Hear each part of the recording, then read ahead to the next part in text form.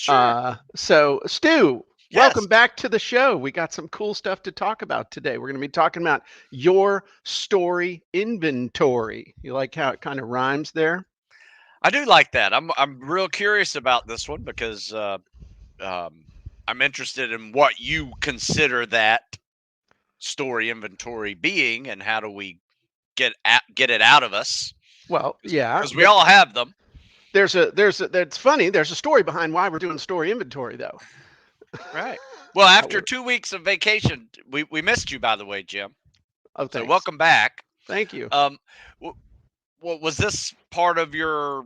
I know every time you go on vacation, you have an epiphany of some sort, and I always like to hear, like, when you're relaxed, chilling out, ideas pop into your head, and now we're going to discuss a little bit about it. So I'm always excited to hear about your post vacation epiphanies. Well, there you go. Yeah. Well, on vacation, I tend to imbibe a lot of coffee.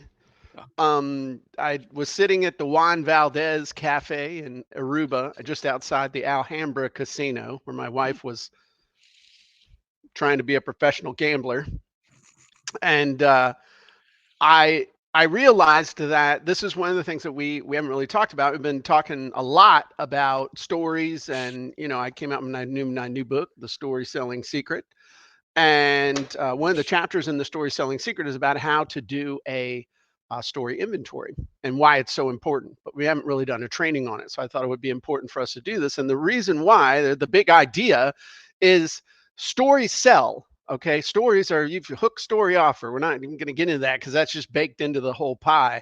But you can't sell without a story to tell.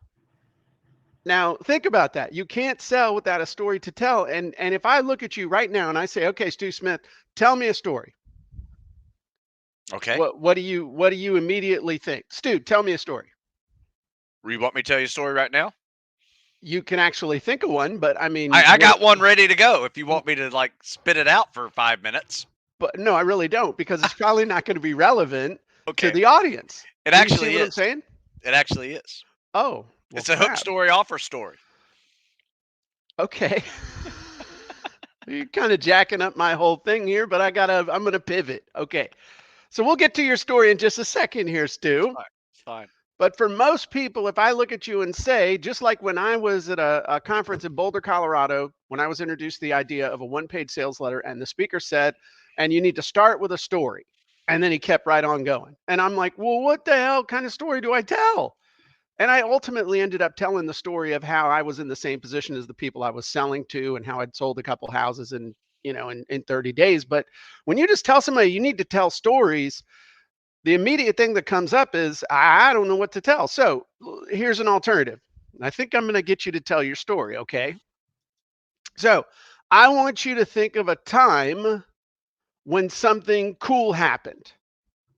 Now, if I give you that little prompt of think of a time when something cool happened, tell me a story about that. Now, instantly you have a story come to mind or pretty close, right? Is it the same Yes. story that been wanting to tell me? Yes. Okay, cool. And then, so now I say, think of a cool time. Now, what if I get a really specific request?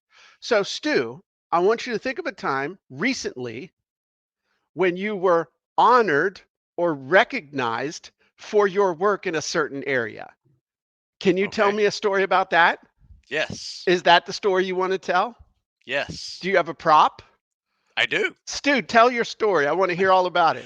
All right, real quick. I got invited to the Philadelphia Recruiting District Navy recruiters, right? So COXO, all those recruiters in Philly, Delaware, and Maryland, all in one place, a couple hundred people. And they offered they awarded me with a, a baseball bat because they found out I like baseball, right? And then on this baseball bat, it's the heavy hitter award. Philadelphia Recruiting District Heavy Hitter Award, got some CO Master Chief signing it. And I just volunteered for the last 20 years, and this is my first recognition that I've ever had from them, which I thought was very nice. But I had to, and when I say had to, I got to sit through 2 hours of their recruiter training. Mhm. And at the beginning, they said, "Hey, do you want to stick around for this, or we can just give you your award and you can leave?" I said, "No, I think I have something to learn, from here, and I'm happy to stick around." And I'm glad I did, because they were talking about using social media for recruiting and all their problems that they're having with manning issues and all this stuff. And so when I got my award, I said, "I have something to add to your training if you give me a minute." And I said, "Anytime you're posting, you have to use hook, story, offer in your social media posts." Right. And I said, "Here's how you hook them: cool picture, cool headline, boom. And then tell a story. It can be a story about your journey, it can be a story about someone that you're recruiting, their journey, just something that's kind of cool. And then what's the offer? What are you trying to get the reader to do? Sign up, because they get free education, they can get medical hair care, they can do cool jobs, jump out of airplanes. What is your offer in that post?" And then I saw everybody's eyes light up, and I said, "Look, I'm 55. I'm probably older than most of you guys in here. And if I can have a social media page with, over 100,000 folks, so can you."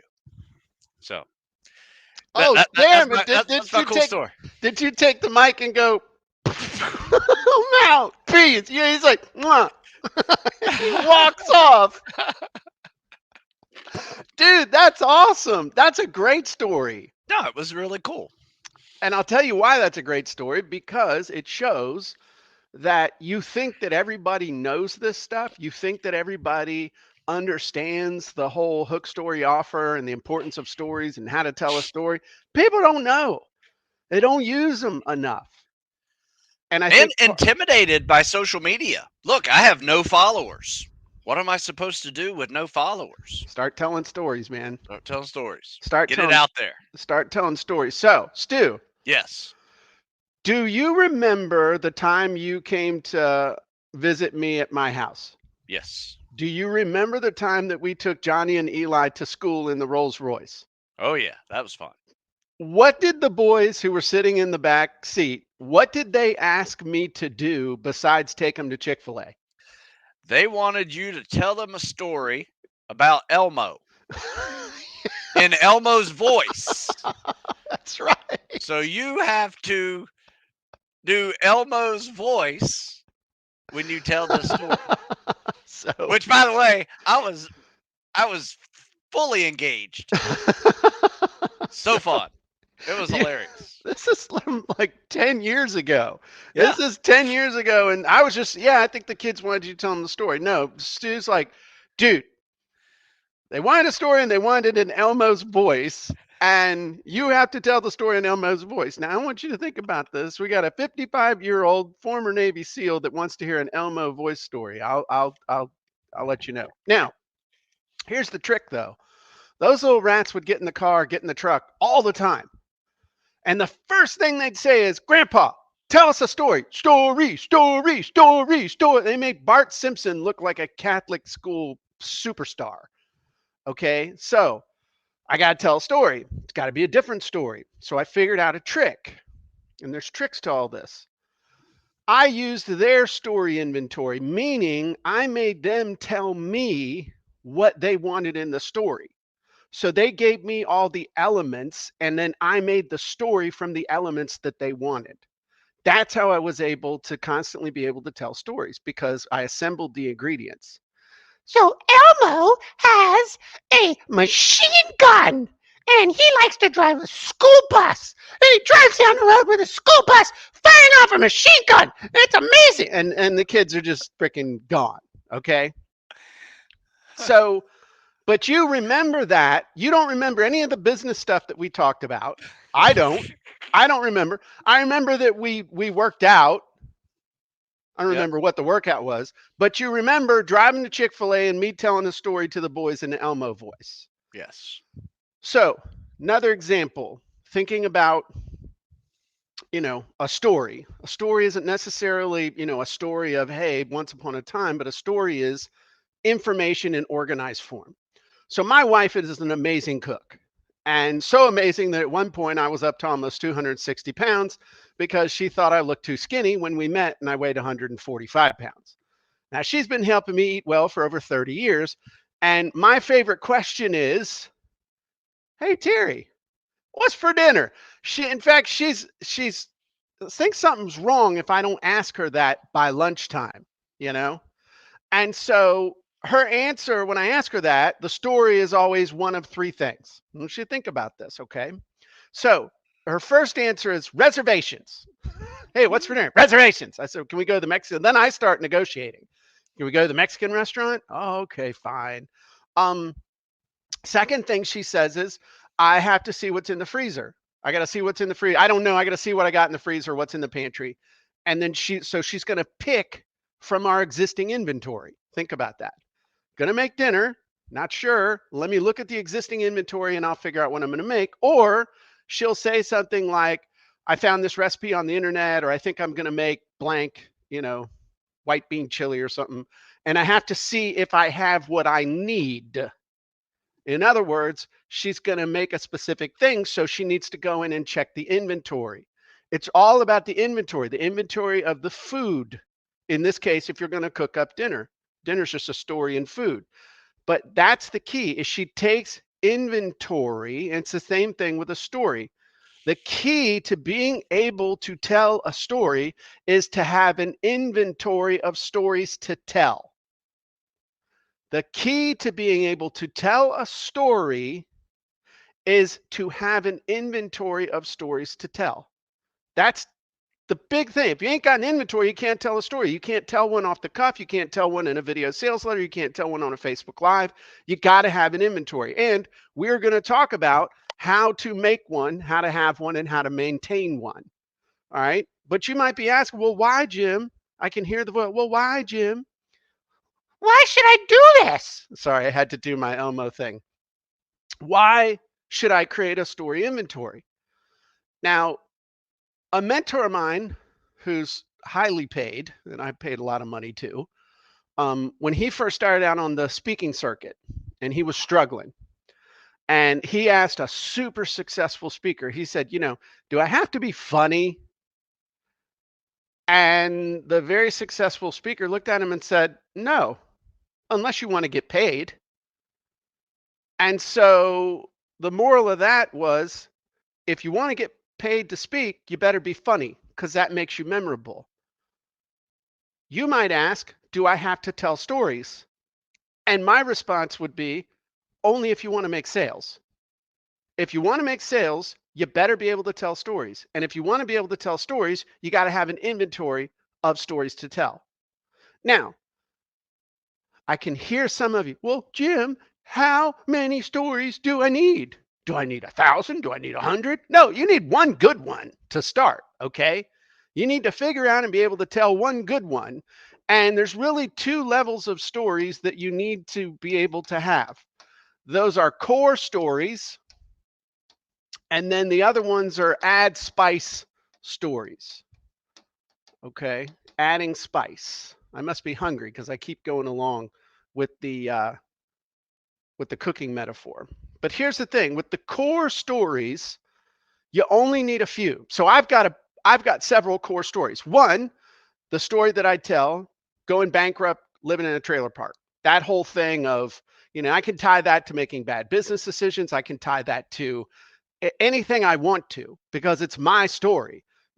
Going bankrupt, living in a trailer park, ending up working for a guy making $1,500 a month was all I was making. I went from 6 figures to making $1,500 a month by a series of really bad business decisions. Ended up getting fired one day. My wife gave me 30 days to figure this internet thing out, or I had to go get a job at Lowe's. And so I figured it out, and I made more money in the last 4 months of 2001 than I made the previous 4 years combined.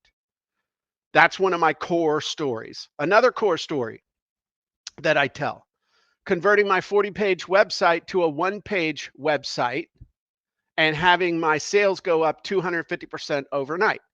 That's another story that I tell. I've actually leveraged that story to sell over 100,000 copies of this book. One of the first stories that I ever leveraged to make sales was a story about how I sold 2 houses in 30 days by myself without an agent. I use that on my For Sale by Owner website. So we've used a story of how Susan got went to her first day of student teaching and said, "I'm gonna kill somebody." And then we figured out how to train her up to be the webmaster and how that turned into a mini site creator. And now 22 years later, she's still, we're still working together. Um, then you got so those are core stories. Those are stories that you pull out all the time. Stu pulls out the story of, hey, I failed my first PT test at the Naval Academy. He pulls that one out to kind of make people feel a little bit better. Like, this dude went on, 10 feet tall and bulletproof. He failed his first PT test. Maybe there's hope for me. But then the stuff that you add along the way in specific situations, when you're talking to people, doing a training, something like that. So I can use a story of like when I failed you probably heard me say this one before, Stu, but I failed my last exam in college, didn't graduate on time because I was drunk the whole month of March, my senior year. Okay. I didn't graduate on time, but the funny thing is I can use that story for anything. I could have cheated on that exam and graduated, but I didn't because I knew I'd have to live with the fact that I cheated to graduate from college for the rest of my life. I also wouldn't be standing here today talking to you if I had passed that exam, because I would have gone home to Northern Virginia and I either would have gone in the military, would have gone to work for the DEA, or I would have gone to work for the Fairfax County Police Department for a year and then gone to work for the marshals. I had my whole thing laid out. Okay. I can add spice by telling the story of the time I was almost killed in a car accident, went to the hospital, and when I came home to my apartment, found out the girl that I was living with had gone and eloped with one of my friends. I could tell the story about the time I almost died of heart failure on my neighbor's couch. And the only thing that saved me was the fact that his daughter was a paramedic and she had all of her paramedic friends there. They threw me on the couch, worked on me, brought me back. So, I mean, these are all stories, and you're like, what the? And that's the whole point. But see, because I've got the inventory, I know I can pull them out and use them. The problem is you don't think you have an inventory. You listening to me don't think you have an inventory, and we're going to fix that. In fact, I might almost do you a disservice, because by the time we're done, you're going to have so many ideas, then your problem is going to be, how do I pick one? So, quick story. One of my first real jobs, okay, my first real job was I was a dishwasher in a Greek restaurant in a strip mall. That sucked. Then I was a stock boy at Toys R Us. That was fun because we could unwrap toys, play with them, and then I learned how to use a shrink wrap machine. So we'd pull toys out, play with them, then shrink wrap them back up and put them back out on the shelf. I thought we were just testers, but apparently that wasn't the case. I was not invited back to either job. So my third job was as a janitor at Giant Food. Now you have Giant Food up there in Maryland, or you used to. Okay, Giant Food. And this was my job. I was literally a janitor. I had to ride my bike 5 miles uphill both ways at 5 a.m. to arrive at the store and sweep the entire store, mop the entire store, and buff the entire store before 7 o'clock open. 2 hours to get that done. It was a big store. It wasn't like Walmart, but it was a big, big grocery store. And so when I would get there, the night stalkers, not stalkers like crazy, creepy people, but stalkers, the people who stocked the shelves, were there. And these dudes, they got it done. And this was their whole process. Okay. Number one, go in the back of the store, grab up a whole bunch of boxes and throw them on your cart. Step number two, haul the cart out to your section in the grocery store and unpack the boxes. Step three, open the boxes and then put the right cans on the right shelf in the right spot where people who need it can find it fast, i.e. shoppers. That's all they did all night. Grab a whole bunch of disorganized stuff, throw it on the cart, bring it out to the aisles, throw it on the ground, rip it open, cut it open, do whatever, and then put it in the right spot so that someone would know exactly where to go to get it. Now you can do the exact same thing. And then they bitched at me because I was coming through with the buffer trying to buff the floor, and they had the boxes on there and were getting mad at me. And I'm like, y'all need to go faster. And it didn't end well. And I wasn't invited back to that job either. I digress. You can do the exact same thing. Step one, you just load up your cart from the back of your mind. Instead of, I'm going to show you how to do that. Okay. But you're going to load up the cart out of your own brain. You're going to pull it out on the floor. You're going to unpack it. And then you're just going to organize your story merchandise on the shelves. That's it. Stu, what was your first job? What was your first real job? I would say newspaper delivery. How fun was that? It wasn't too bad. I mean, I was on my bike throwing newspapers around a couple of neighborhoods. And, you know, Did you have to collect the dough though? I did. I had to go knock on the door. Did that I had, suck? I had long hippie hair back in the 70s, and people say, "Man, you got muscles for a girl."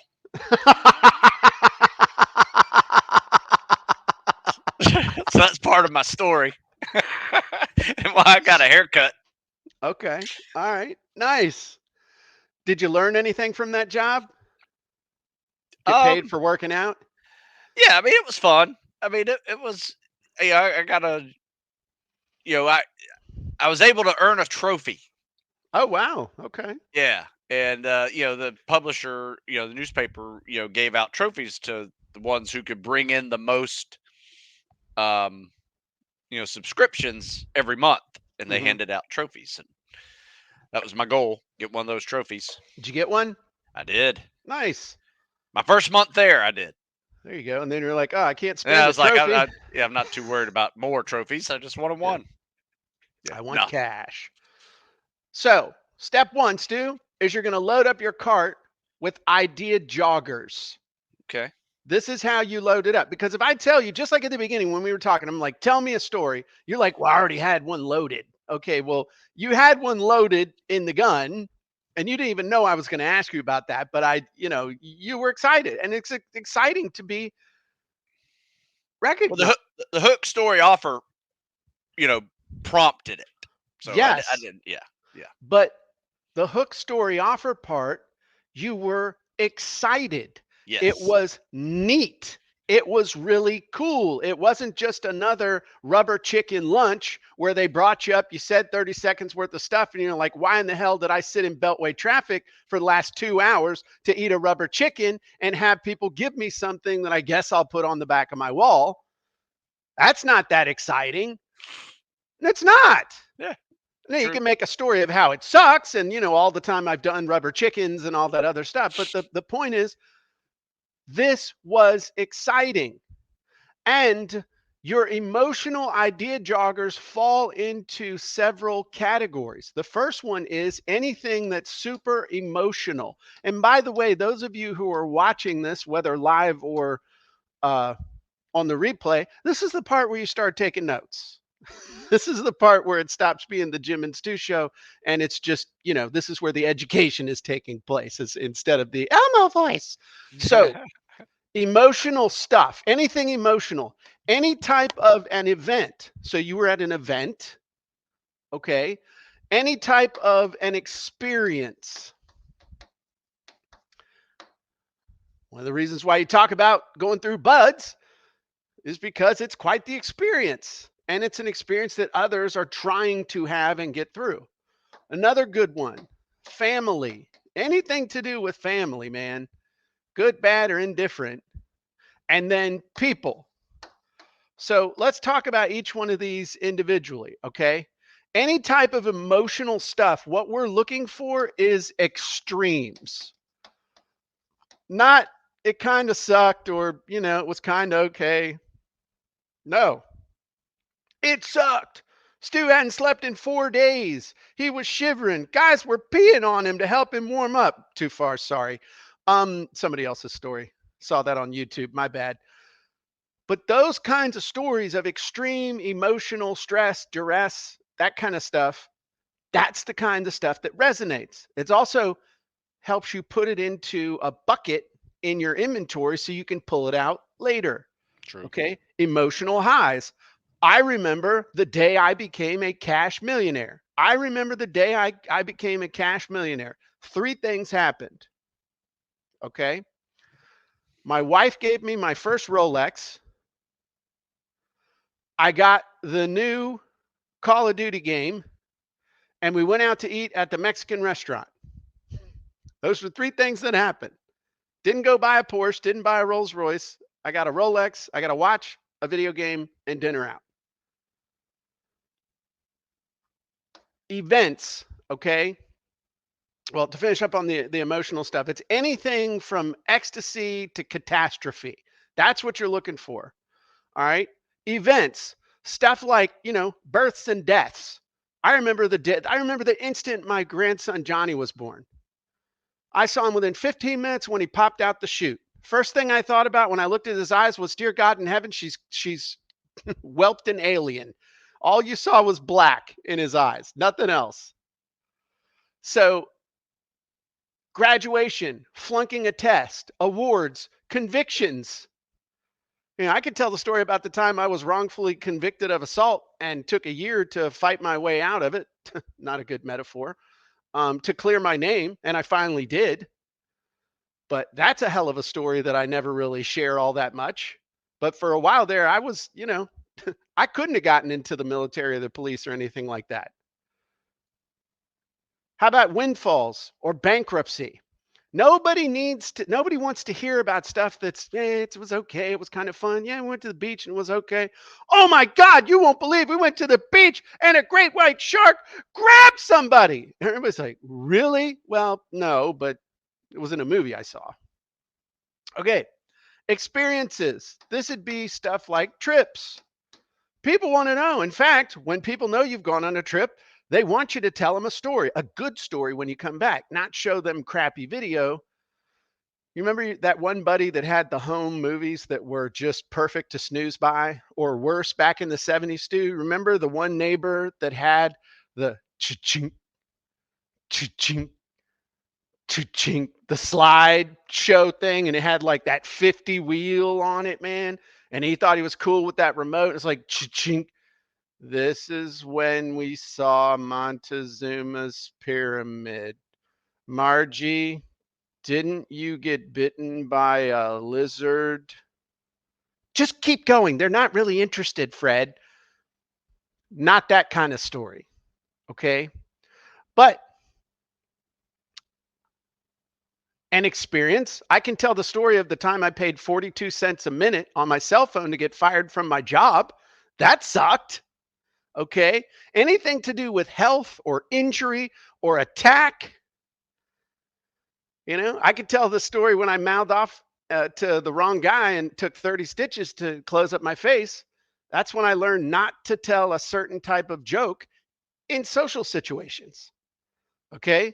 Poignant. Family stuff. Family stuff is great. We basically started with a family story and the Elmo voice. Kids, parents, aunts, uncles, holidays, reunions.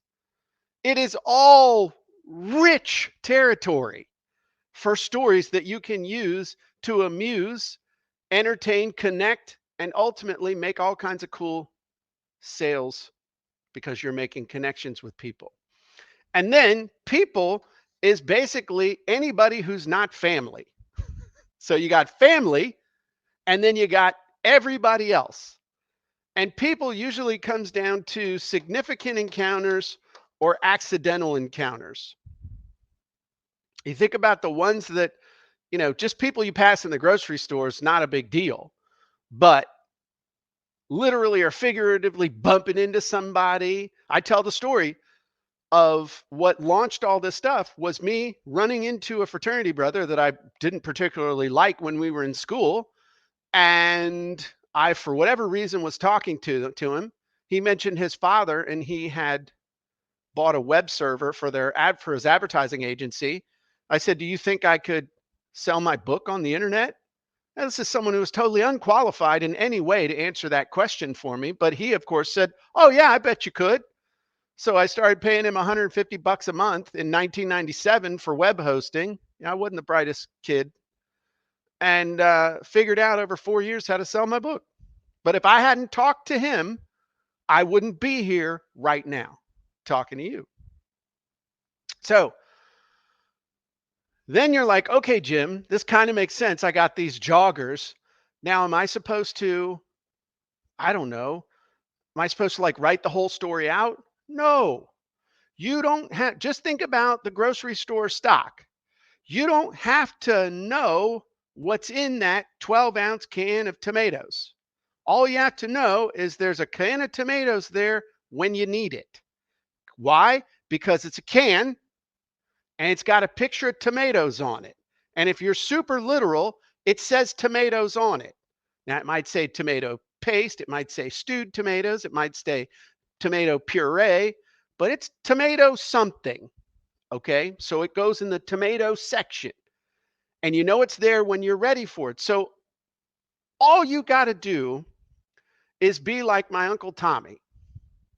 Now, those of you who've been on the gym boat know who Uncle Tommy is. He's that uncle. He is the coolest human being. He is like the big brother that you should have had, but might have gone to jail if you had had.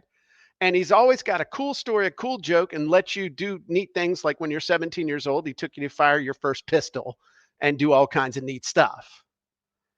So Uncle Tommy always had a joke. And one day I asked him, I was like, Uncle Tommy, how is it that you're always able to tell amazing jokes? How is it that you have a joke for everything? How can you remember all those jokes? And what he told me, I'll never forget. He said, I don't remember the jokes. You can't remember the joke. All you have to do is remember the punchline and the basic structure of the joke. Then, when the opportunity presents itself, you reconstruct the joke on the fly with the amount of time and the audience that you have. Now, explain to me that dropping F-bombs in front of my grandma wasn't a good idea, so he would tell the joke differently in front of her, as opposed to your fraternity brothers, where the appropriate use of four-letter words is respected highly. So the point is, just like you don't have to remember the joke to be able to tell the joke when you need it, you don't have to remember the whole story to be able to inventory it. All you got to do is write down the title of the story. Okay. The time blank. Okay. That's it. Or you could, if you remember Friends, all of the titles of those were the one about, the time the time so-and-so, the time Stu, the time Stu came to my house and went and helped me take the kids to school. Literally the time that. Then 1 to 3 bullets. Okay. Stu rolls boys school. Tell story, Grandpa. Stu laugh. Elmo voice. I know what that is. 10 years from now, I'll know what that is. Why? Because it's my story. Now, you can include characters and locations, funny one-eyed guy from the Gloucester Diner or bonehead in the parking lot of the Starbucks. Doesn't matter.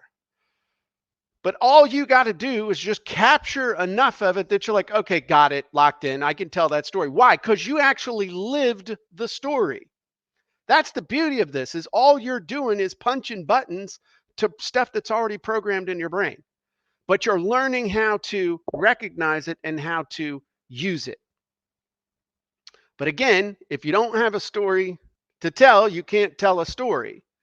So there's a couple different ways that you can do this depending on your personality style. The first way you can do this is with a timeline or a mind map. And it's real simple, okay? You have time going by, Okay. Birth, death. There you go. There's your timeline. You know, when this one started, you celebrated every year. This one, depending on how much you piss your wife off, might happen sooner than you think. But that one's a little out in the future. Up here, we got positive stuff. Up here, we got negative stuff. Now, interesting, when I say positive and negative doesn't necessarily mean how it felt in the moment. Because let's just say that story I mentioned before about the girl I was living with who married my friend. At the time, I was a little put out. Looking back, so he might have listed that down here in the negative. Today, dude, that was the ultimate bro move he pulled for me. Thank you, buddy. Thanks for that. Thanks for her not being my future ex-wife. Great job, buddy. Thank you. So, interpretation of the result of the story, time may change that. But as far as the angle of the story, time goes by, positive, negative. Rather than me draw the thing out, I'm going to show you mine from my journal. And it's interesting because, and I should have had this open. Here we go. So this is mine from my journal. Okay. And I just list points in there of stories. So, you know, $10,000 in a month, lied to get $100 paycheck at Alert Electronics. I'm not proud of that. Go bankrupt because of MLM, Kelly Services job, power cut to the trailer, delivering papers in the snow at 1 a.m. and getting stuck. Let's put a positive thing on that. Paid off the little white house, hired Susan and mini site creator. Little Johnny was born. So, I mean, it's just all these, there's like 50 stories right here on this one page. I know exactly what they mean. I could tell any one of these like that. Stu, I've been doing a lot of talking. Do you have any reaction or anything? Yeah, this is how I often remember things I need to remember, right? It's no different than the way your brain works. It's kind of like using mnemonic devices. Sure. Yeah. You know, like if I want to remember the planets, how do you remember the planets? Open up your phone and look on Google.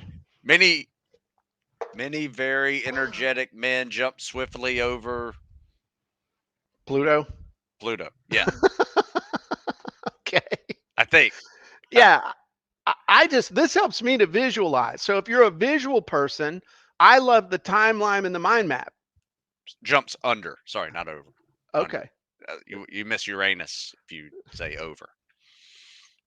Which is not necessarily a bad thing. It's a big planet. Other people are going to think in terms of note cards. Okay. Literally, you're like, okay, each one of these, I know I got my little 3x5 card and I got my deck of stories. Okay. And I'm going to, I can see some of you out there, which is great. God bless you. We need organized people. Okay. These would be the C's in the disc thing, that they've got them all organized and color coded and all that other stuff. God bless you. Okay. Other people would have Post-it notes and they'd be all over the refrigerator and the wall and stuff like that. That's more like me too. This is when I'm fleshing out the idea from the, from the messy map. And then other people are going to end up with a searchable database, which I think ultimately is where you want to be. Ultimately, you want to get this stuff into a Google Doc, or excuse me, a Google Sheet or an Excel spreadsheet, just so you can search it. Now, there's pros and cons to all of these, okay? To me, this one helps me to really just go from one to the next, to the next, to the next, and to do the big brain dump. And I've done this before, and I'll do it again. Sometimes it's fun just to start with a blank sheet. So, I mean, this took me about 30 minutes, which is the length of time it takes me to drink a venti Americano half calf from Starbucks. Okay. And a lot of times it's the same thuns coming up over and over, but then one leads to a different one. You find a different one. This one with the card catalog is awesome. And with the Post-it notes on the wall are great, but none of this is really portable. It's not searchable either. So ultimately where we want to end up is with this stuff categorized in some sort of a spreadsheet. So how would you organize that? However you wanted to organize it. Me personally, it's like stories from childhood, first job, jobs, and I'm incapable of organizing it very well. Susan would tell you. So they're just going in there. I'll look for different ways of doing it. I've done it before with a mind map. I'm looking for something inspirational, and this is not the topic of this talk. But once you start doing this, you'll realize that you can use the same story to prove or teach or to convey many different lessons. So like the Stu, your story of failing your first PT test. What's one meaning people could take away from that? What's one meaning they could take? That it's okay to fail. What's another meaning you could give them if you wanted to? That you can improve. Just do this. What's a third meaning?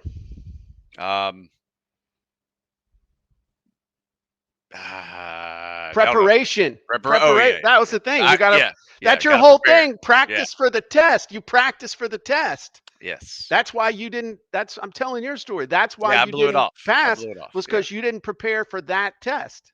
Prepare properly. Right. Yeah. What's another meaning? Let's push it. When you fail, you can still succeed.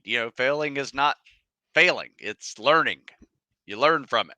Right. Yes. That's the one. A lot of people wash their hands and say, I guess this isn't for me. Yeah.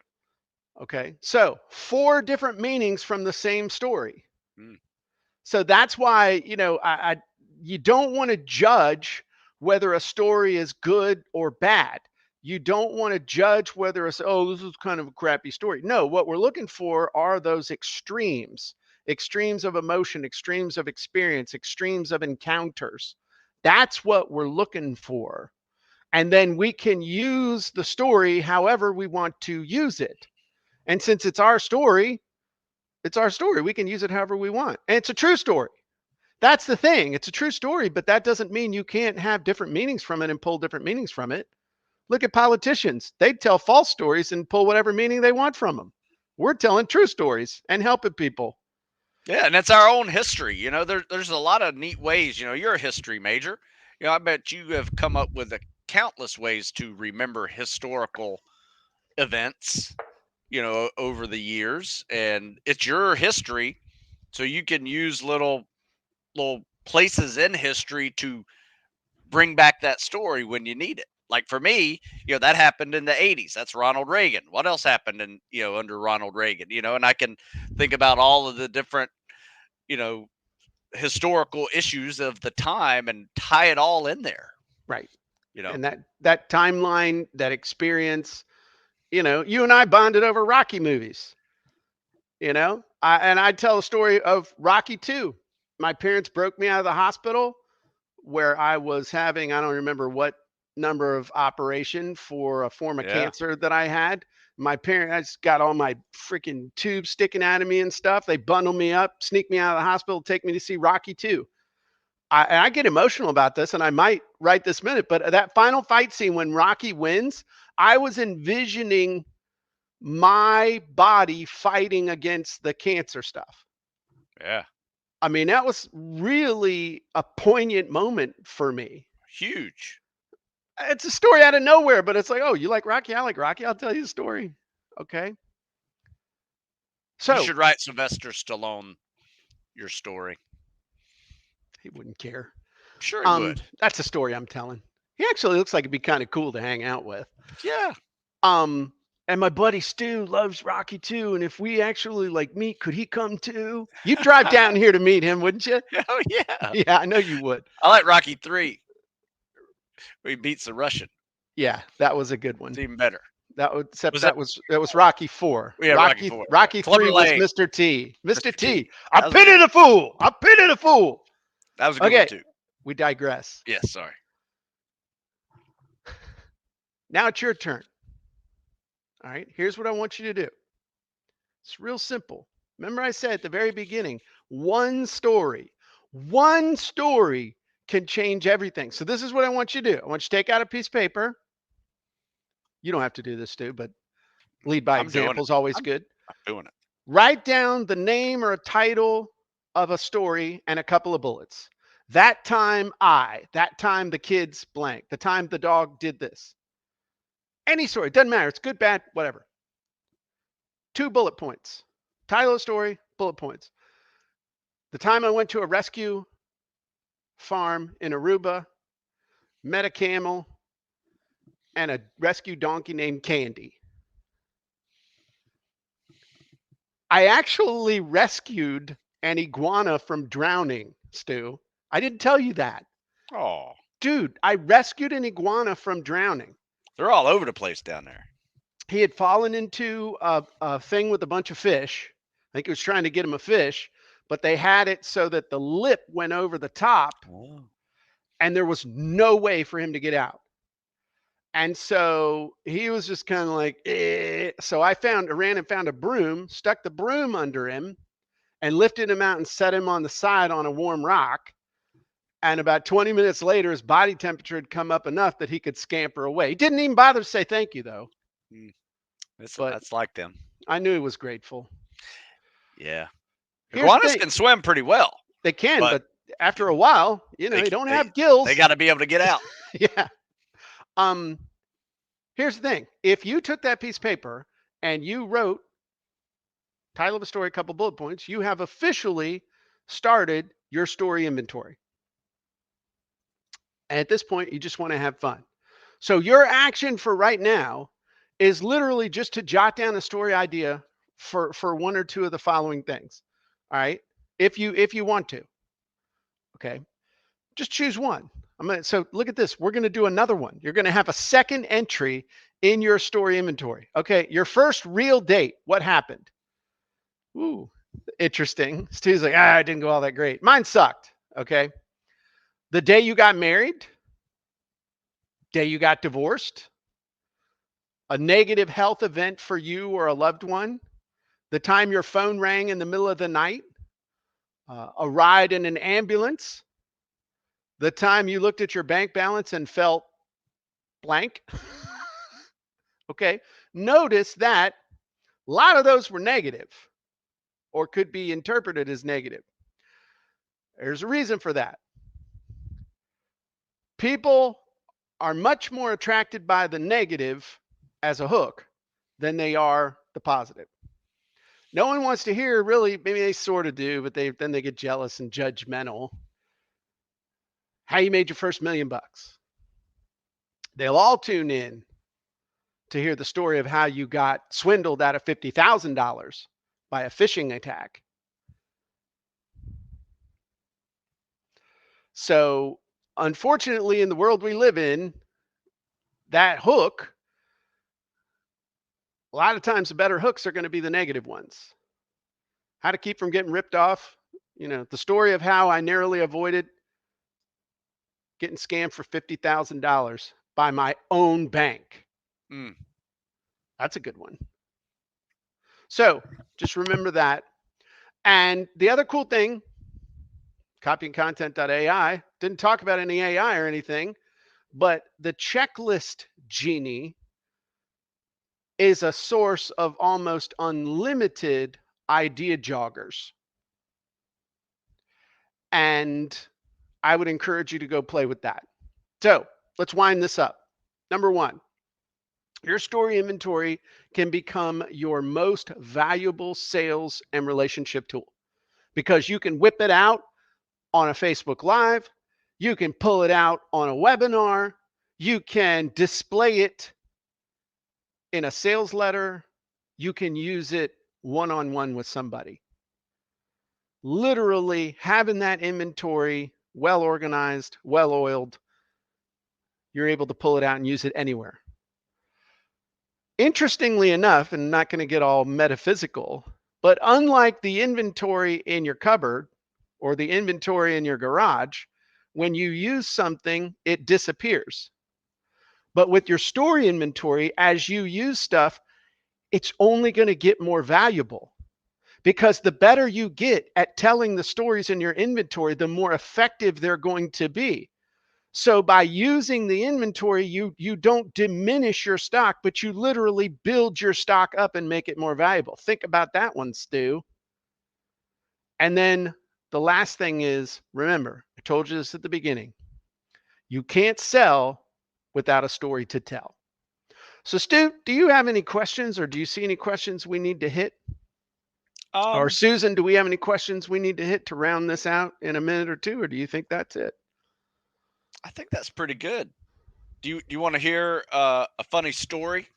Absolutely. Real quick for a minute?